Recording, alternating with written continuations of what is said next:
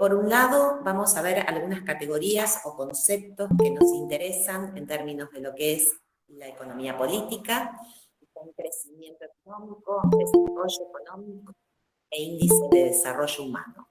Por otro lado, vamos a tratar un tema que está directamente relacionado con estas categorías y que es la distribución del ingreso. Las distintas formas o maneras que tenemos de ver cómo se distribuye el ingreso a nivel global. Y también vamos a ver cómo se mide la pobreza y la indigencia. Esos son los temas que vamos a abarcar hoy. Vamos a comenzar por crecimiento económico. ¿Qué es crecimiento económico? Algo que se utiliza mucho, que ustedes deben escuchar, que los medios de comunicación utilizan también. Se trata de un proceso de largo plazo. Esto es, donde los niveles de actividad económica aumentan de manera sostenida en el tiempo. Es una definición de larga trayectoria académica y se pueden visualizar dos tipos de crecimiento económico, dos formas de crecimiento económico. Por un lado, el crecimiento potencial, que esto lo que está indicando es el aumento de activos o de medios de producción. Y por el otro lado, es, digamos, el aumento sostenido del Producto Bruto Interno por habitante, que justamente va a ser la forma de medición de esta categoría o concepto. O sea, ¿cómo se mide el crecimiento económico? A partir del Producto Bruto Interno a precios bases por habitante. Ahora bien, ¿qué connotaciones o qué implicancias tiene esto del crecimiento económico? ¿A qué tenemos que mirar? Más allá de esto que estamos diciendo, que estamos hablando de que hay un aumento sostenido en el tiempo, un proceso de aumento de la actividad económica que se mide a partir del PBI por habitante.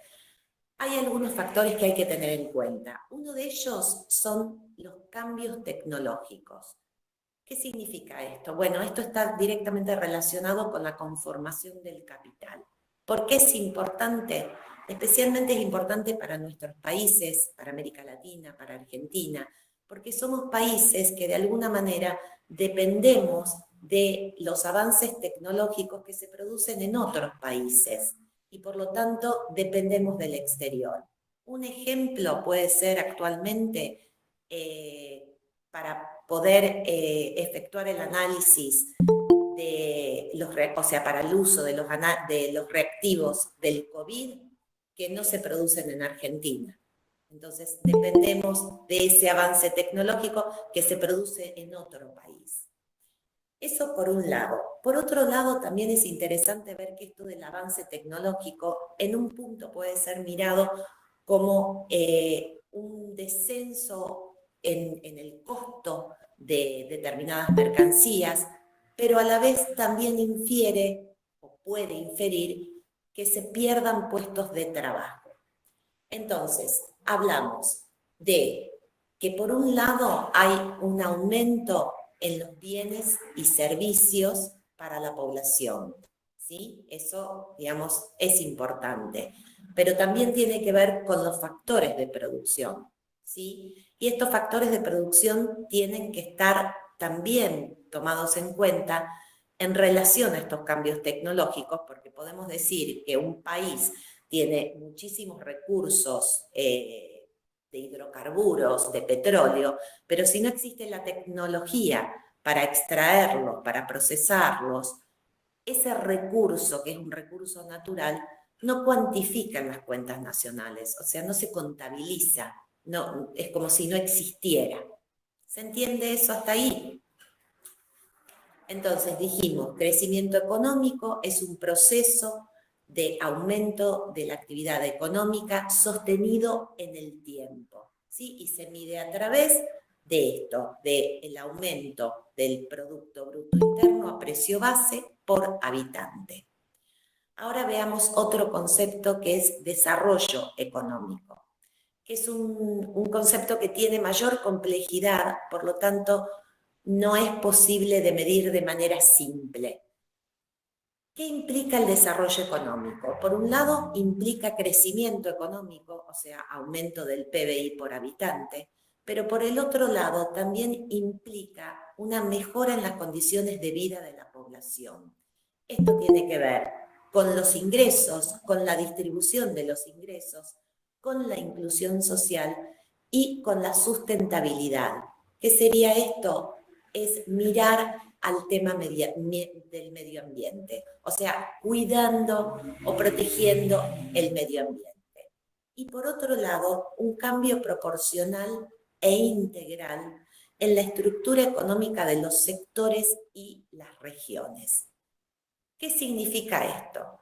Cuando hablamos de cambio en la estructura productiva, que sea de manera integral, proporcional, de regiones o de sectores, estamos diciendo, por ejemplo, que la región centro de Argentina, por ejemplo, Córdoba, Santa Fe, Entre Ríos, tiene una dinámica económica, una actividad económica basada en la industria, pero también tiene agroindustria, etcétera.